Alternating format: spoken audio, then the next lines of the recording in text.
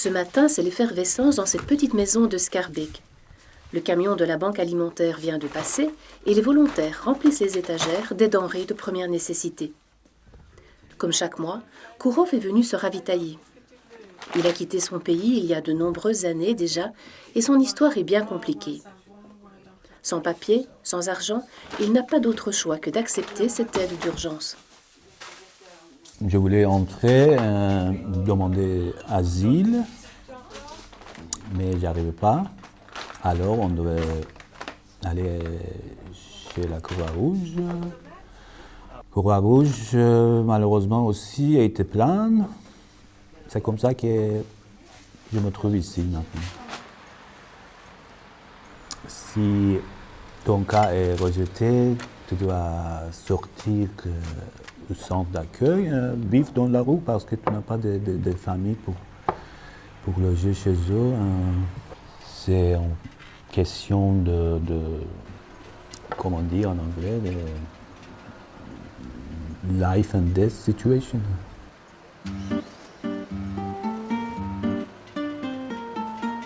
Une fois ses sacs remplis, Kourov reprend le chemin de la maison, enfin de cet endroit un peu particulier qui est devenu son chez-lui.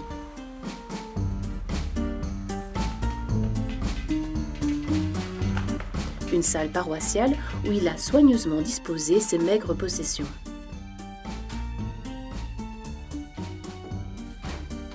Donc ici, tous les paroissiens se sont mis ensemble pour vous aider. Je suis très heureux de voir les gens comme ça. Je pensais qu'on ne trouve pas les gens comme ça dans la vie, dans le monde d'aujourd'hui, mais je suis très heureux qu'encore il y a des gens sympas comme les catholiques de la paroisse. À l'unité pastorale du Schaerbeek, l'accueil fait partie d'une longue tradition. Et les églises se veulent tout autant un lieu de culte que de rencontre. Monsieur Ovin, que vous rappellent ces photos? Celle-ci, ça date de 2015, quand on a accueilli des réfugiés dans l'urgence. Il faisait froid et on a ouvert la salle d'accueil parce qu'on n'avait pas mieux à offrir.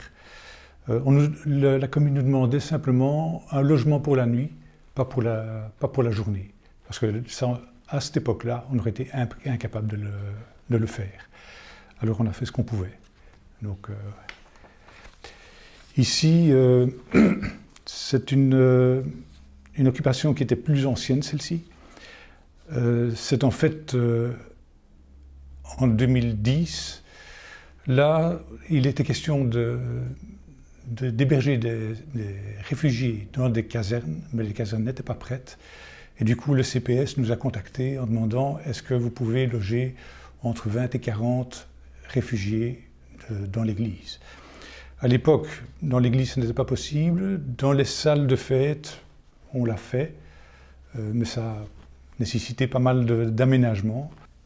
Et justement, qu'est-ce que cette arrivée de migrants a représenté pour les personnes de l'unité pastorale? Ça a été très riche quelque part. Bon, ça a été très prenant, ça nous a pris beaucoup de temps, beaucoup d'énergie, mais en même temps, on a fait plein de rencontres, à la fois avec les migrants, à la fois avec des gens de l'unité qu'on ne connaissait moins, et à la fois avec des gens tout à fait extérieurs à l'unité. Il y a des gens pas croyants du tout, qui ont dit « Tiens, vous faites ça, on peut donner un coup de main ?» Voilà. Donc ça, je trouve vraiment très riche. Et on se rend compte là qu'on est au fond tous d'abord des humains. Et donc là, on travaille ensemble, avec chacun ce qu'il peut apporter. Vivre au jour le jour, constamment dans l'attente d'une régularisation, ne favorise pas le bien-être. Mais Kourov a une passion, le théâtre. Et l'atelier côté cours l'a accueilli sans poser de questions. Je suis très étonné comment... Ça fait 1 an qu'il vient à l'atelier. Au début, il ne parle quasiment pas. D'abord, il parlait anglais, mais même en anglais, il y avait même de dire son prénom était vraiment très difficile à sortir. Il était très, très inhibé, très apeuré, et on a vu tout un développement incroyable. Il a commencé à parler en français, et puis même à jouer un des personnages principaux de la pièce de Brecht, le cercle de cris caucasien, à construire aussi toutes sortes de relations, à aussi trouver d'autres relations sociales en dehors de l'atelier, dans l'atelier, à l'extérieur de l'atelier, avoir aussi beaucoup de reconnaissance du public, des autres partenaires. Et c'était un plaisir pour nous d'avoir pu voir toute cette évolution.